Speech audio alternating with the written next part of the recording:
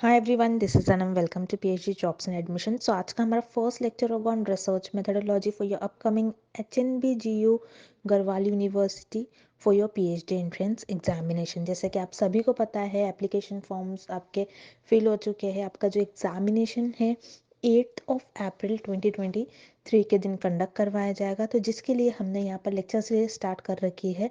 सो यहाँ पर हमारा ये फर्स्ट लेक्चर है, मीनिंग ऑफ रिसर्च, हम यहाँ पर स्टडी करने जा रहे हैं।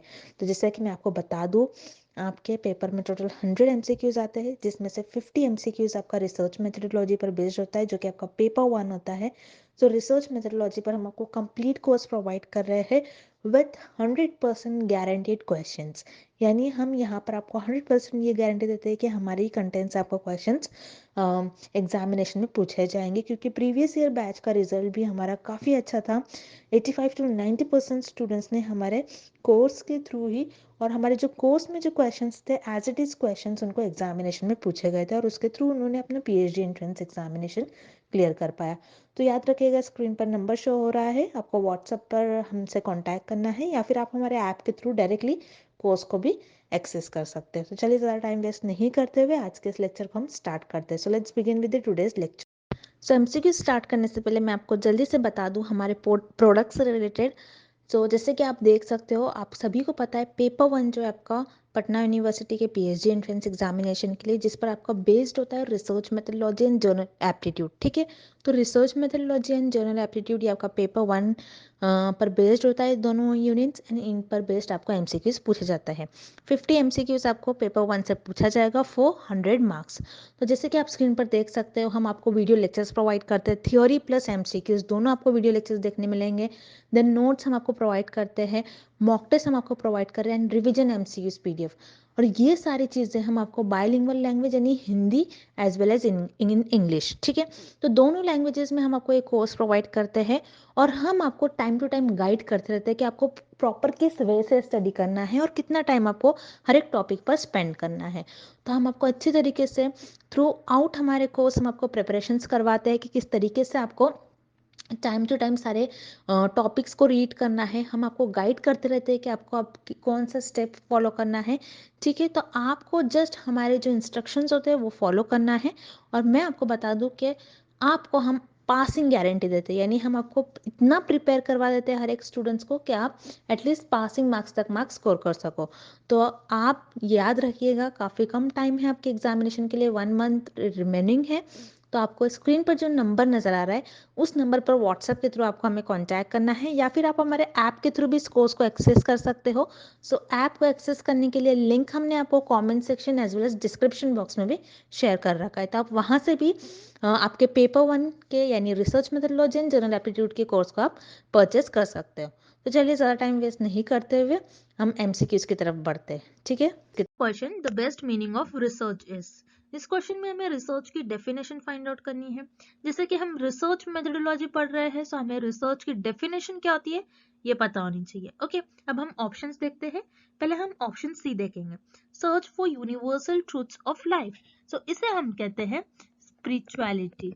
अब स्पिरिचुअलिटी होता क्या है, जैसे ऐसे questions, where we will go after we die, why have we come to the world, हम इस दुनिया में क्यों आए हैं, उसे हम कहते हैं स्पिरिचुअलिटी। अब स्पिरिचुअलिटी रिसर्च नहीं होती है, दैट्स व्हाई यहाँ पर आपका ऑप्शन सी इनकरेक्ट हो जाएगा। देन आपको ऑप्शन बी गिवन है, arriving at generalisations based on observe data. इस स्टेटमेंट को हम कहते हैं डेटा एनालिसिस। डेटा एनालिसिस ये आपके रिसर्च प्रोसेस का एक पार्ट होता है। ओके, अब रिसर्च प्रोसेस क्या होता है, जिसमें आप फर्स्ट स्टेटमेंट डेटा को कलेक्ट करते हो, देन उस डेटा को एनालाइज करते हो, ऑब्जर्व करते हो, और आपके ऑब्जर्वेशंस पर बेस्ड और आपके एनालिसिस पर बेस्ड आप कुछ कंक्लूजन देते हो। बट यहाँ पर आपको ऑप्शन बी जो गिवन है, this is a part of research process, ये रिसर्च की डेफिनेशन नहीं होगी, दैट्स वाई यहाँ पर आपको ऑप्शन बी भी इनकरेक्ट हो जाएगा। देन आपको ऑप्शन ए गिवन है, adoption of scientific method for creation and application of knowledge। यहाँ पर scientific word बहुत important है, कि आपकी जो रिसर्च होती है, आपको रिसर्च में साइंटिफिक मेथड्स यूज करने चाहिए, आपकी रिसर्च साइंटिफिक वे में आपको परफॉर्म करनी चाहिए। देन इसी सेंटेंस का नेक्स्ट पार्ट है creation and application of knowledge. So आप क्या करते हो रिसर्च में, न्यू नॉलेज क्रिएट करते हो, न्यू थ्योरी क्रिएट करते हो और उसी नॉलेज का यूज करते हो और कोई प्रैक्टिकल लाइफ में उस प्रॉब्लम को सॉल्व करते हो। ओके, जैसे फॉर एग्जाम्पल कोविड डिसीज के अगेन रिसर्चर ने वैक्सीन डेवलप किया। ओके, सो रिसर्चर ने क्या किया, कोविड डिजीज के अगेंस्ट न्यू नॉलेज पहले डेवलप करी होंगी, न्यू नॉलेज लिया होगा, न्यू थ्योरी डेवलप करी होंगी, उसी नॉलेज का यूज कर कर इस वैक्सीन को फॉर्म किया होगा, इस वैक्सीन को बनाया होगा।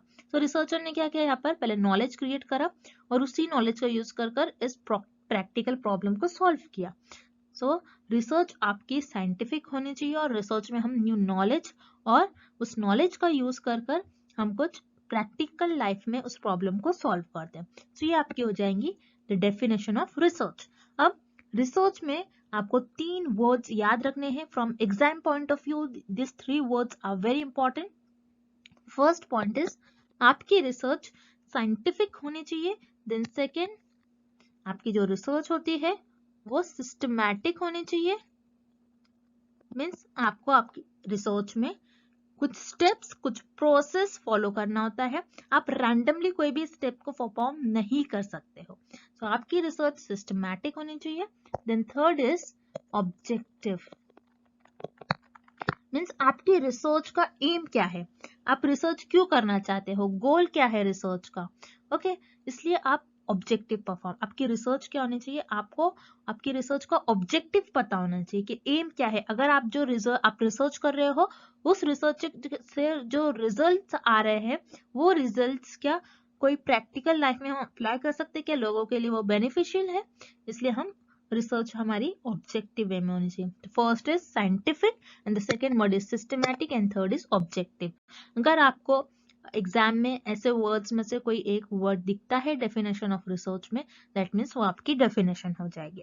दैट्स व्हाई यहाँ पर आपका करेक्ट ऑप्शन हो जाएगा option A, adoption of scientific method for creation and application of knowledge. Next question, Which one of the following statements is not correct? इस क्वेश्चन में हमें फाइंड आउट करना है कि कौन सा स्टेटमेंट करेक्ट नहीं है अबाउट रिसर्च। ओके, अब हम ऑप्शंस देखते हैं। Option A, any person can do research. तो यहाँ पर आपका ऑप्शन ए करेक्ट हो जाएगा बिकॉज कोई भी रिसर्च परफॉर्म कर सकता है, चाहे वो डॉक्टर हो, टीचर हो, इंजीनियर हो, स्टूडेंट्स हो, कोई भी रिसर्च को परफॉर्म कर सकता है। जैसे फॉर एग्जाम्पल एक टीचर है, टीचर अपनी क्लास में बच्चों को कुछ कॉन्सेप्ट समझा रही है और बच्चे उस कॉन्सेप्ट को समझ नहीं पा रहे, सो टीचर क्या कर लेगी, अपना टीचिंग मेथड चेंज कर लेगी। Okay, teaching method teacher change कर लेगी जिससे बच्चे उस कॉन्सेप्ट को इजीली अंडरस्टैंड कर पाए। तो टीचर ने यहाँ पर क्या किया, टीचर ने रिसर्च परफॉर्म किया। ओके, सो ये भी एक टाइप का रिसर्च हो गया। So any person can do research, this is correct about research. Then आपको ऑप्शन बी गिवन है, रिसर्च में बी विदाउट हाइपोथेसिस। सो इस स्टेटमेंट में आपके लिए एक न्यू वर्ड है हाइपोथेसिस। हाइपोथेसिस होता क्या है, हाइपोथेसिस ये एक टेंटेटिव स्टेटमेंट होता है जो रिसर्चर के अजम्पशंस और गेसेस पर बेस्ड होता है और इसी अजम्पशन और इसी गेसेस को रिसर्चर अपने रिसर्च में टेस्ट करते हैं। जैसे फॉर एग्जांपल एक ड्रग है और रिसर्चर को ये देखना है कि ये पर्टिकुलर ड्रग इस पर्टिकुलर डिसीज को क्योर कर रहा है या नहीं। तो रिसर्चर का अजम्पशन क्या होगा इस केस में कि हो सकता है शायद ये ड्रग इस डिसीज को क्योर करे। सो रिसर्चर का एक अजम्पशन है, रिसर्चर का मानना है, बस इसी मानने को, इसी अजम्पशंस को रिसर्चर अपने रिसर्च में टेस्ट करते हैं और उसे हम कहते हैं हाइपोथेसिस। अब कोई कोई रिसर्च ऐसी होती है जिसमें हाइपोथेसिस की जरूरत नहीं होती है, जैसे एक्सप्लोरेटरी रिसर्च होती है उसमें हाइपोथेसिस की जरूरत नहीं होती है। अब हम नेक्स्ट आने वाले लेक्चर्स में देखेंगे एक्सप्लोरेटरी रिसर्च क्या होता है। अब इस क्वेश्चन के लिए हम बस इतना देखेंगे कि ऐसे रिसर्च जो होती है विदाउट हाइपोथेसिस भी होती है। जैसे फॉर एग्जांपल मुझे देखना है, मुझे स्टडी करना है बटरफ्लाइज के बारे में कि बटरफ्लाइज के आईज कैसे होते हैं, उनके कलर्स कैसे होते हैं, उनके विंग्स कैसे होते हैं, उनके मूवमेंट कैसे होते हैं। सो बस मैं क्या कर रही हूँ, मेरा नॉलेज एक्सपांड कर रही हूँ और मैं कोई एरिया को एक्सप्लोर कर रही हूँ। सो यहाँ पर मुझे हाइपोथेसिस की तो कोई जरूरत नहीं है, मैं बस अपनी नॉलेज को इंक्रीज कर रही हूँ। सो इस केस में क्या होता है, रिसर्च में कभी कभार हाइपोथेसिस की जरूरत नहीं होती है। दैट्स वाई यहाँ पर आपका ऑप्शन बी भी करेक्ट हो जाएगा। देन ऑप्शन सी आपको गिवन है research is not always systematic, means research always systematic नहीं होती है, इसका मतलब है। बट हमने देखा था research must always be systematic, research systematic होनी ही चाहिए। अगर आपकी रिसर्च सिस्टमैटिक नहीं होती है तो आपकी रिसर्च इनवैलिड हो जाएगी।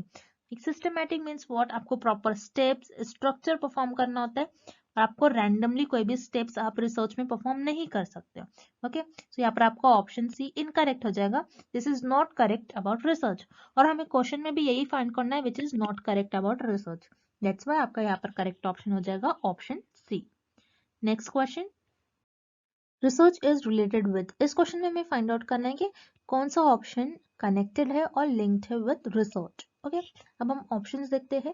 Option A discovery of new idea, तो यस रिसर्च में रिसर्चर न्यू आइडिया डिस्कवर कर कर कोई चीजें डेवलप करते हैं। जैसे फॉर एग्जांपल कंप्यूटर्स है, computers, laptop, TV, mobile phones, तो ये सारे रिसर्चर ने क्या किया, अपने आइडियाज के थ्रू इन सारी चीजों को डेवलप किया। दैट्स वाई यहाँ पर आपका ऑप्शन ए करेक्ट हो जाएगा, research is related with discovery of new idea. Then आपको ऑप्शन बी गिवन है, solution of a problem. Yes, research में रिसर्च हमें हेल्प करता है कोई भी प्रॉब्लम का सोल्यूशन फाइंड आउट करने में। जैसे हमारे लिए एक बड़ी प्रॉब्लम थी जो कि है आपकी कोविड 19 डिसीज, कोविड 19 के अगेंस्ट रिसर्चर ने वैक्सीन डेवलप किया। ओके, सो ये एक प्रॉब्लम थी और उस प्रॉब्लम का रिसर्चर ने वैक्सीन डेवलप कर उस प्रॉब्लम का सोल्यूशन फाइंड आउट किया। सो रिसर्च में हम कोई भी प्रॉब्लम का सोल्यूशन फाइंड आउट करते हैं, दैट्स व्हाई आपका ऑप्शन बी भी करेक्ट हो जाएगा।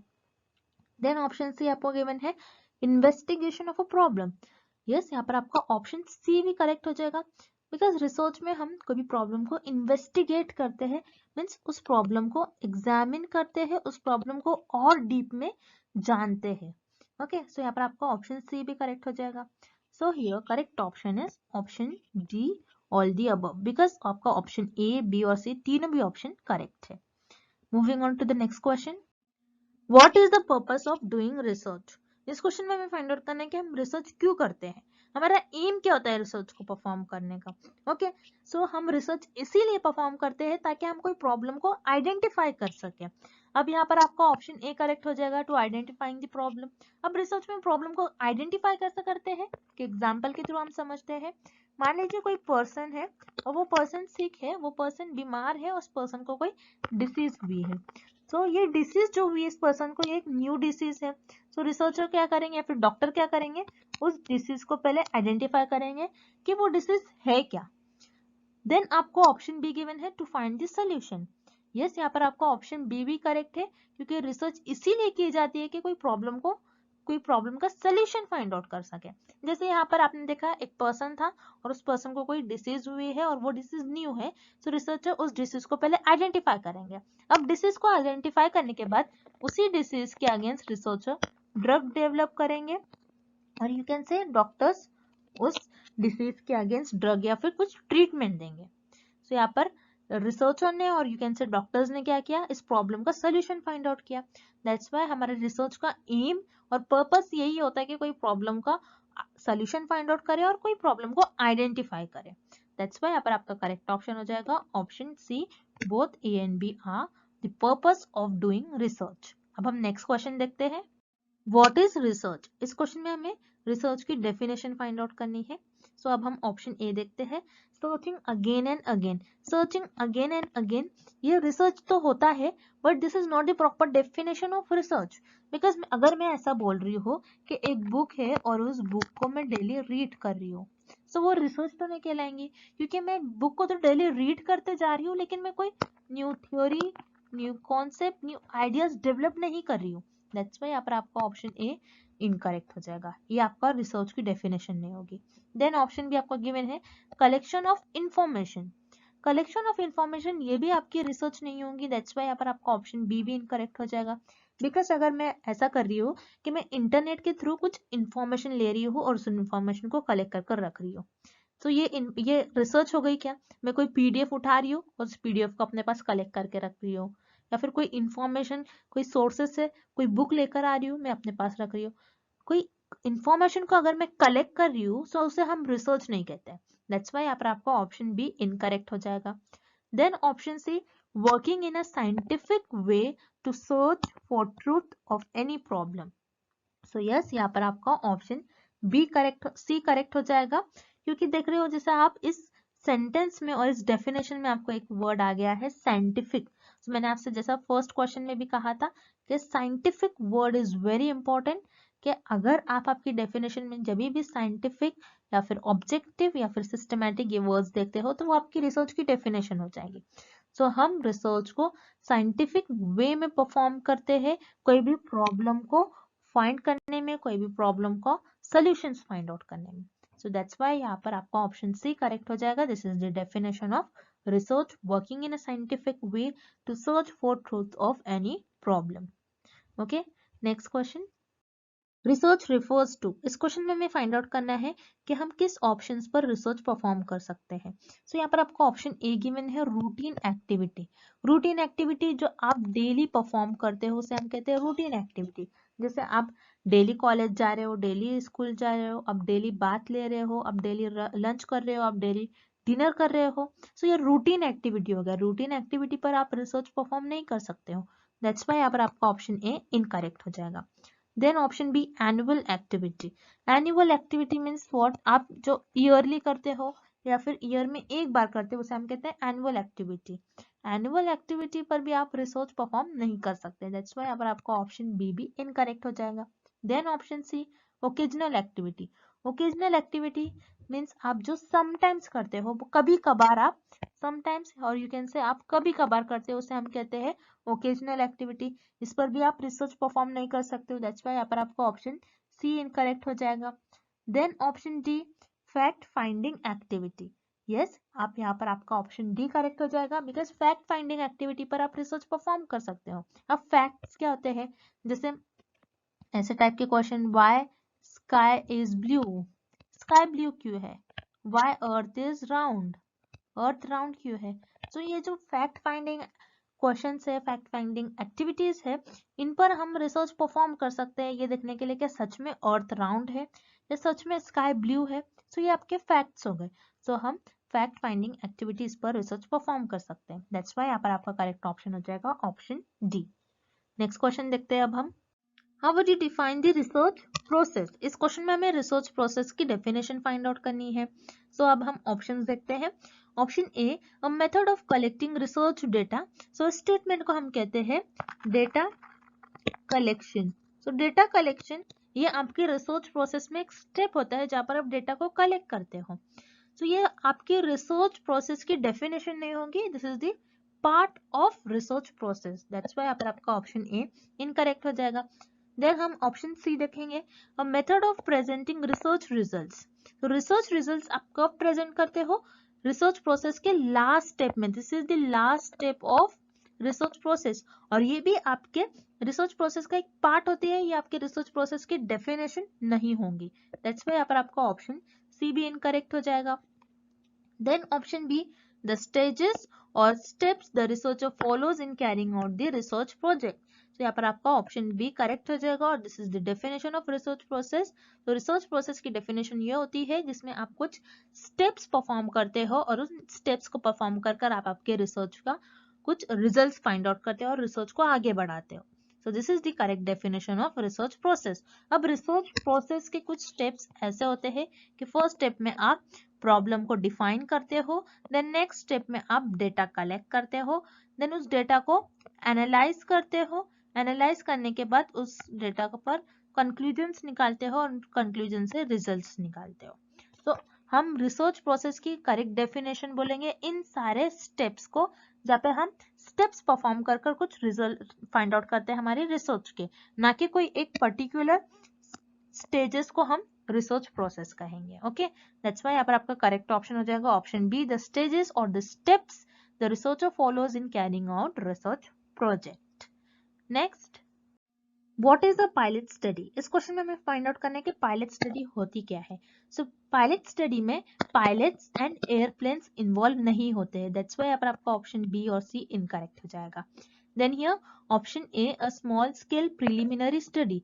यस, पायलट स्टडी वो होती है जो रिसर्चर पहले एक स्मॉल स्केल पर करते हैं, अगर वो स्टडी सक्सेसफुल होती है तो उसे एक लार्ज एरिया पर, एक बड़े एरिया में रिसर्चर लॉन्च करते हैं। जैसे फॉर एग्जांपल गवर्नमेंट ने mid day meal program launch करा है।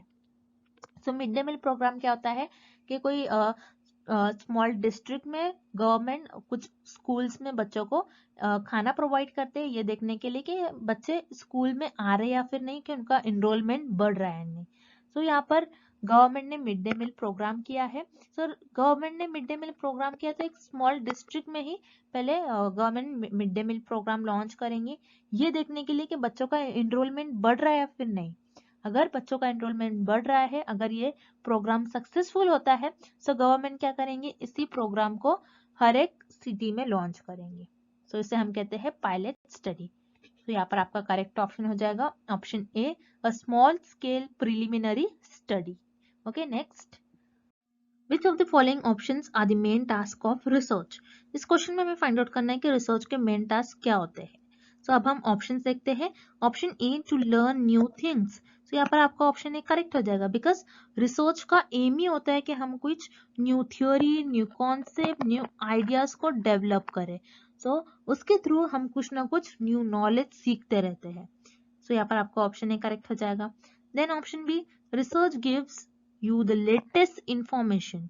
सो यहाँ पर आपका ऑप्शन बी भी करेक्ट हो जाएगा, बिकॉज जैसा हम देखते हैं कंप्यूटर्स में न्यू न्यू लैंग्वेजेस आते हैं, मोबाइल्स में कुछ प्रोग्राम्स आते हैं, कुछ एप्स आते हैं। तो जब भी कोई न्यू थिंग्स डेवलप होती है, सो उसके थ्रू रिसर्च है या फिर हम लोग कुछ ना कुछ न्यू इंफॉर्मेशन, लेटेस्ट इंफॉर्मेशन सीखते रहते हैं। So research give us the latest information, ये भी करेक्ट हो जाएगा। Then option C, research helps with solving the problem. तो यहाँ पर आपका ऑप्शन सी भी करेक्ट हो जाएगा, बिकॉज रिसर्च में हम कोई प्रॉब्लम को सॉल्व ही करते हैं। जैसे फॉर एग्जांपल कोई डिसीज है, कोई पर्टिकुलर डिसीज है, कोई न्यू डिसीज है, उस डिसीज के अगेंस्ट रिसर्चर को ड्रग फॉर्म अप करना रहता है या फिर you can say vaccine form करना रहता है। So this is nothing but problem. So research का मेन टास्क यही होता है कि कोई प्रॉब्लम को सॉल्व करे। तो यहाँ पर आपका तीनों भी ऑप्शंस करेक्ट हो जाएंगे, बिकॉज रिसर्च का मेन टास्क होता है कि कुछ ना कुछ न्यू थिंग हम सीखते रहते हैं, कुछ लेटेस्ट इंफॉर्मेशन हम गेन करते रहते हैं और कोई प्रॉब्लम को सॉल्व करते हैं। दैट्स व्हाई यहाँ पर आपका करेक्ट ऑप्शन हो जाएगा option D, all the above. Moving on to the next question, how to जज the depth of any research. इस क्वेश्चन में हमें फाइंड आउट करना है हम किसी भी रिसर्च की इंपॉर्टेंस, किसी भी रिसर्च की डेप्थ को कैसे जज कर सकते हैं। सो यहाँ पर आपको ऑप्शन ए गिवन है बाय रिसर्च टाइटल। क्या हम किसी भी रिसर्च की टाइटल से उस रिसर्च को जज कर सकते हैं? नहीं, बिकॉज जैसे फॉर एग्जांपल मेरे पास एक टाइटल है स्टडी ऑन वायरसेस। तो इस टाइटल से कि मैं उस रिसर्च को जज कर सकती हूँ कि वो रिसर्च अच्छी है या फिर नहीं है? No, it's not possible. क्या हम सिर्फ टाइटल को ही देख के किसी भी रिसर्च को जज नहीं कर सकते हैं? देन यहाँ पर आपका ऑप्शन बी गिवन है बाय रिसर्च ड्यूरेशन। मीन्स उस पर्टिकुलर रिसर्च को कितना टाइम लगा है। किसी रिसर्च को कंप्लीट होने में 2 वीक्स लगते हैं, किसी रिसर्च को कंप्लीट होने में 2 इयर्स लगते हैं, 1 ईयर लगता है, 6 मंथ लगता है। सो हम किसी भी रिसर्च की डेप्थ को उसके ड्यूरेशन के अकॉर्डिंग जज नहीं कर सकते। दैट्स वाई यहाँ पर आपका ऑप्शन बी भी इनकरेक्ट हो जाएगा। देन हम ऑप्शन डी देखते हैं by total expenditure on research. यहाँ पर आपका ऑप्शन डी भी इनकरेक्ट हो जाएगा, बिकॉज हम किसी भी रिसर्च के डेप्थ को इसलिए नहीं जज कर सकते कि उसमें कितना पैसा खर्च हो गया है, उसमें कितना मनी स्पेंड है। अगर कोई रिसर्च में ज्यादा मनी स्पेंड है दैट मीन्स वो रिसर्च अच्छी है, ऐसा हम नहीं कह सकते हैं। दैट्स वाई यहाँ पर आपको ऑप्शन डी भी इनकरेक्ट हो जाएगा। Then option C by research objectives. तो यहाँ पर आपका ऑप्शन सी करेक्ट हो जाएगा, बिकॉज हम किसी भी रिसर्च के डेप्थ को जज कर सकते हैं बाय इट्स ऑब्जेक्टिव, के उस रिसर्च का गोल क्या है, उस रिसर्च का गोल क्या है, उस रिसर्च का एम क्या है, वो रिसर्च क्यों की गई है, क्या उस रिसर्च के करने के बाद उस रिसर्च के जो रिजल्ट आ रहे हैं वो सोसाइटी के लिए बेनिफिशियल है या नहीं। सो इससे हम रिसर्च की डेप्थ को जज कर सकते हैं। दैट्स वाई यहाँ पर आपका ऑप्शन सी करेक्ट हो जाएगा bye research objectives. So student, this is all about the meaning of research. I hope the definition of or the meaning of research is clear to everyone, and thank you for watching this video.